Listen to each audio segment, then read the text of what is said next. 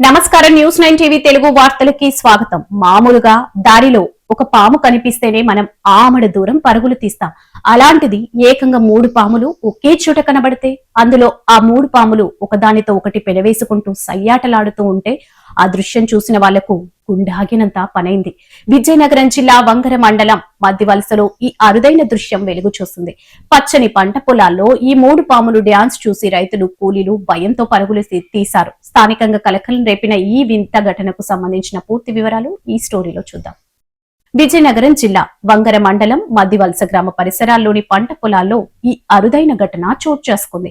రోజులాగే ఉదయాన్నే రైతులు కూలీలు వ్యవసాయ పనుల కోసం పొలాలకు వెళ్లారు.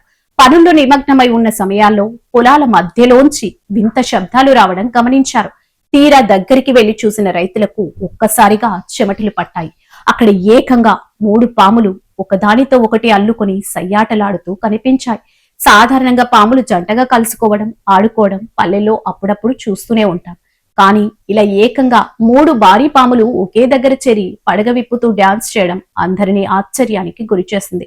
ఆ పాముల విన్యాసాలు చూసిన రైతులు భయంతో అక్కడి నుంచి పరుగులు తీశారు. మరికొందరు కాస్త ధైర్యం చేసి తన మొబైల్ ఫోన్లలో ఈ వింత ఘటనను వీడియో తీశారు.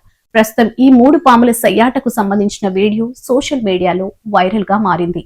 ఇది ప్రకృతిలో సహజంగా జరిగే ప్రక్రియనా లేక వాతావరణ మార్పుల వల్ల ఇలా జరిగిందా అని స్థానికులు ఆసక్తిగా చర్చించుకుంటున్నారు.